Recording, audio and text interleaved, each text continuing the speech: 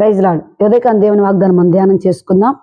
కీర్తనలు 27వ కీర్తన 4వ చరణం. యెహోవా యొద్ద ఒక వరం అడిగితిని, దానిని నేను వెదుకుచున్నాను. యెహోవా ప్రసన్నతను చూచుటకును ఆయన ఆలయములో ధ్యానించుటకును నా జీవిత కాలమంతయు నేను యెహోవా మందిరంలో నివసింప కోరుచున్నాను. దేవునికి మహిమ కలుగును గాక.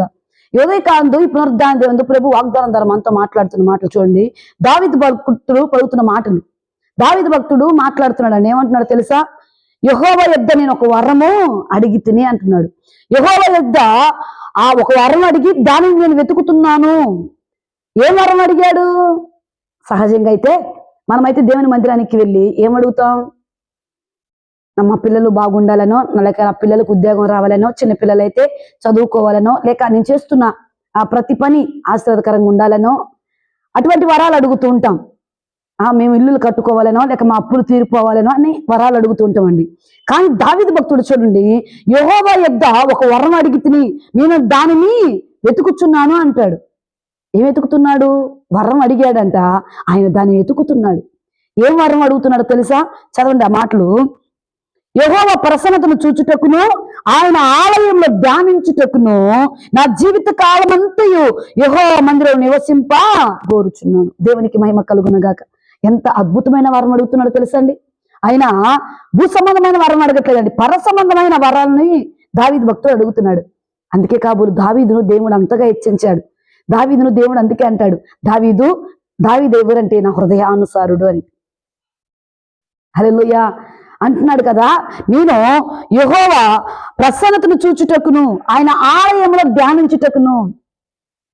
యెహోవా ప్రసన్నతను చూడాలని నీకు అటువంటి వరము కావాలని ఇప్పుడు అడిగావా? దేవుని సన్నిధికి వెళ్ళి ఆయన ఆలయంలో, ఆయన మన సన్నిధిలో ధ్యానించాలి, ఆయన వాక్యాన్ని ధ్యానించాలని, ఆయన సన్నిధిలో, ఆయన ఆలయంలో నివసింపు కోరాలని ఎప్పుడైనా నువ్వు అటువంటి వరం అడిగారా?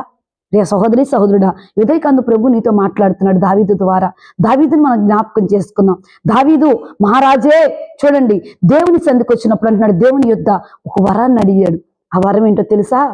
ఆయన ప్రసన్నత చూడాలని, ఆయన ఆలయంలో దేవుని వాక్యాన్ని ధ్యానించాలని, చిరకాలము జీవితకాలము ఆయన మందిరంలో నివాసము చేయాలని కోరుకుంటున్నాడు. రే సహోదరి సహోదరులు, నువ్వు కూడా అలాగుంటే నా ప్రభు నిన్ను ఆశీర్దిస్తాడు, దీవిస్తాడు. ఈరోజు పునరుద్ధాన దినం కదా, ఉదయాన్నే లేండి, దేవుని సన్నిధికి వెళ్ళే అటువంటి ఆసక్తి కలిగి మీరు జీవించండి. ఆయన సన్నిధిలో ధ్యానించే కృపను మీరు అనుగ్రహించబడాలి అంటే ఆయన సన్నిధికి వెళ్ళే ఆ మనసు మీకు రావాలి. ఆయన మా సన్నిధిలో వెళ్ళాలి అన్న ఆసక్తి నీకు కలిగితే నీకు సమస్త అవస్థతలు దేవుడు తీరుస్తాడు, నీకు కావలసిన దేవుడు తీరుస్తాడు. దావీదు అంటున్నాడు, అయ్యా నీ ప్రసన్నత నేను ఎప్పుడు చూస్తాను? ఒక చోట ఉంటుంది, అయ్యా నేనైతే నా మందిరంలో పచ్చని వలయ మొక్కలై ఉండునయ్యా. చూడండి ఎంత గొప్పగా ఎంచుకుంటున్నాడో. మరి నువ్వు నీ కుటుంబం దేవుని మందిరంలో పచ్చని వలయలో మొక్కలుగా ఉంటున్నారా? నీ పిల్లలు పచ్చని వలయలో మొక్కలుగా ఉంటున్నారా? నీ కుటుంబం అంతా దేవుని సన్నిధిలో పచ్చని వలయలో మొక్కలుగా ఉంటుందా? ఆయన ప్రసన్నతను చూడాలని ఆరాటపడుతున్నావా? అయితే ఆరాటపడితే దేవుడు నిన్ను ఆశీర్వదించునుగాక. దేవుని కృపలో అంటున్నాడు ఉదయకాంతి పునరుద్ధాన దేవుని ప్రభు మనతో మాట్లాడుతున్నాడు. ఆయన ప్రసన్నతను చూడదు కాక, ఆయన ఆలయంలో ఆయన నామాన్ని ధ్యానిద్దువు కాక, చిరకాలము జీవితకాలం అంతా నువ్వు నీ కుటుంబం దేవుని సన్నిధిలో నివసింపగోరేవారుగా ఉందురుగాక. ఇటు వాగ్దానం మీ పట్ల, మీ పిల్లల పట్ల, మీ కుటుంబం పట్ల, మీ జీవితం పట్ల, మీరు వెళ్తున్న సంఘాల పట్ల దేవుని నెరవేర్చి ఫలభరితముగా మార్చునుగాక. ఆమేన్. Praise the lord.